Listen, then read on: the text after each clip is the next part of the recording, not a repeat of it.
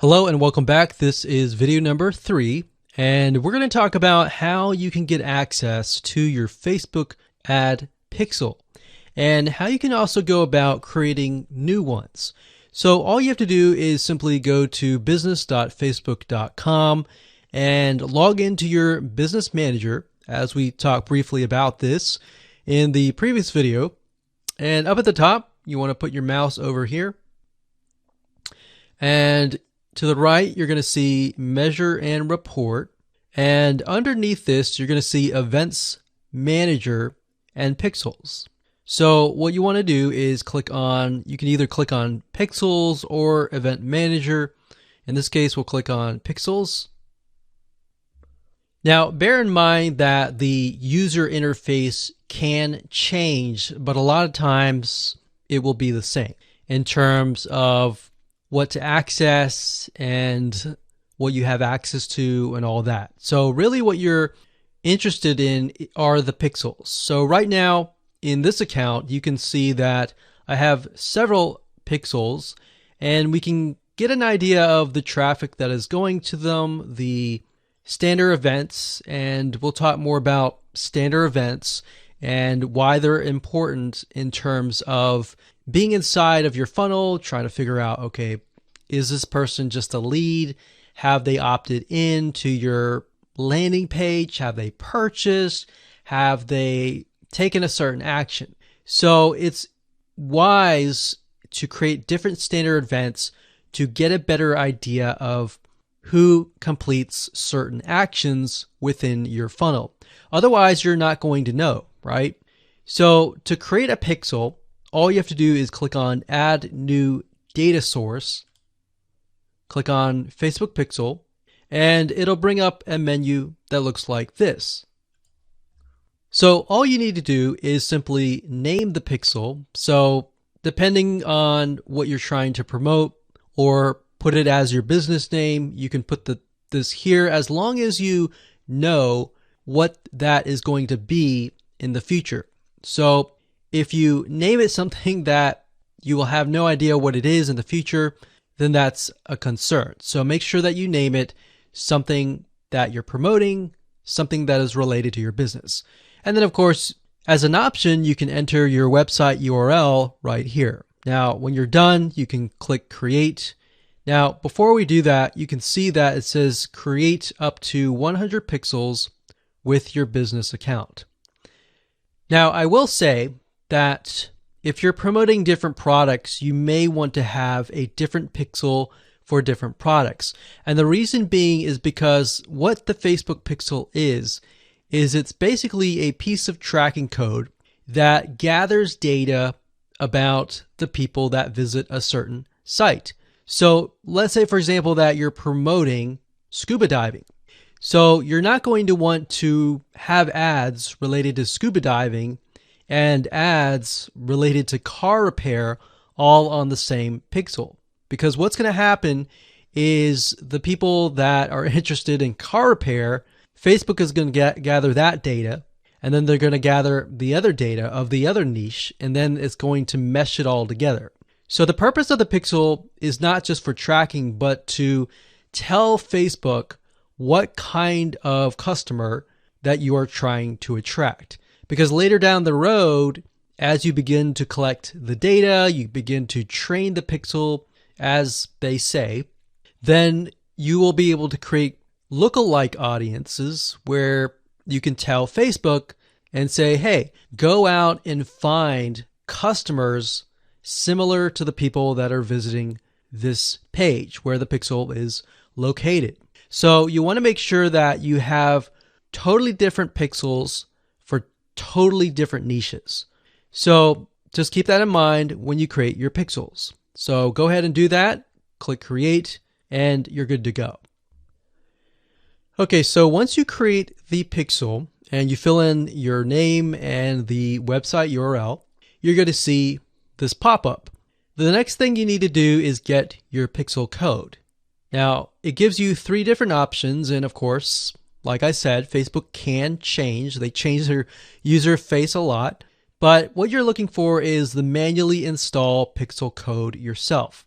Now, If you want to email these pixels to your developer, you can do that via the third option, but we're going to click this. So as you can see here, it says step number 1, locate the header code for your website. So what we want to do is we want to find the pixel, which is this item here. So if I click this, it will immediately copy the pixel. So right now I have the code on my clipboard. Now we're going to need to insert that code, as Facebook is saying, in the head tags. Now, if you do not know HTML and you want to give it to your developer, that's fine. But for the most part, if you're using something like a website builder or a landing page builder, then you want to basically put the tracking code, which is what the pixel is, into the header tag. So I'm going to give you an example by using a program called ClickFunnels, which allows you to create landing pages. And it's very similar concept as other landing page builders, but basically you want to put this in the head code. So we'll give you an idea of how all that works and how to do all that when we talk about funnels later down the road in the end of the video course. Now, another thing you want to do is on step 3, it says automatic advanced matching. We want to turn that on. So we want to click turn on. So we want to turn all these on, and then we want to click continue. Now, at this point, Facebook is going to talk about standard events. Now, we're going to stop here because that's enough information. So what I want you to do is go ahead and create your pixel, get the code, and put it on your clipboard and save it in a safe location. And don't worry about standard events. We'll talk more about that in the next video. Hello and welcome back. This is video number 4, and we're going to talk about standard events. So the purpose of standard events is to allow you to track what is happening inside of your funnel. So for example, if we have a funnel where we just send people to a opt-in page and our goal is to get them to sign up and give their email address to us, we want to figure out how many people are just going to the page and not filling their name and email versus how many people are filling their name and email. And of course, maybe our funnel is deeper. And besides an email opt-in funnel, we have something like a purchase funnel. So we send people to a sales page. We want to know how many of those have purchased and how many of those have not purchased. So the people who have not purchased, perhaps we want to create a retargeting ad to warm them up, to perhaps give them a discount or something to get them to potentially buy.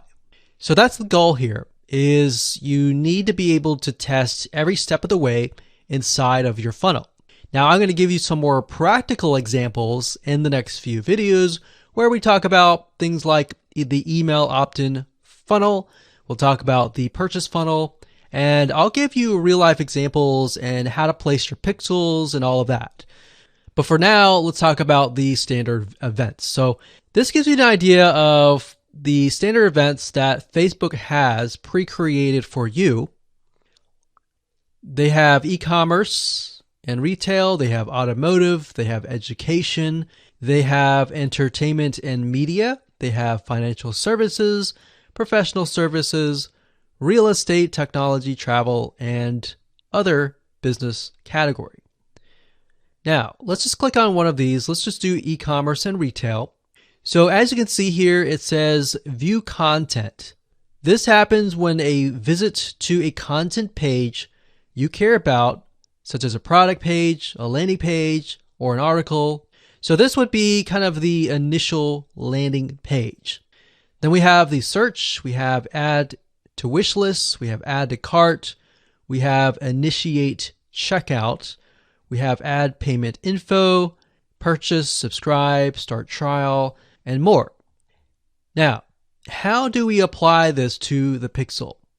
So to get an idea, you're going to place the pixel on every single page of your funnel. Now, if you click this, you'll notice that it gives you different values. So for example, we can add conversion value, currency, and other variables to get an idea of what's happening. Now, to keep it simple, you can see that it has FBQ, track, view content. Now, I'm going to say that if you want to customize the standard event, you can. What I mean by that is where it says view content, you can use your own word, and that will show up in the reporting. Now, it's better to stick with what Facebook gives you because then you have a more uniform standard event codes. So as you're looking through the variety of campaigns and ads that you have, you can get a better idea of what's happening if you understand the lingo. So if we scroll down here, we see add to cart. So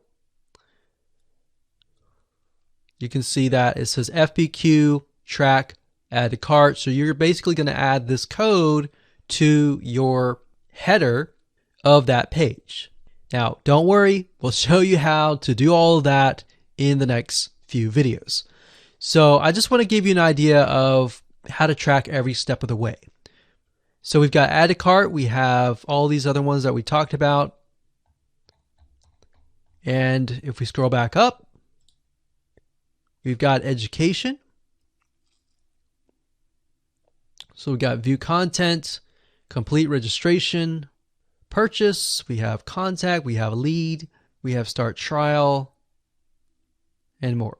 So now that you have an idea of the different codes and the different standard events that are available to you, let's move on to the next video and talk about some real life application.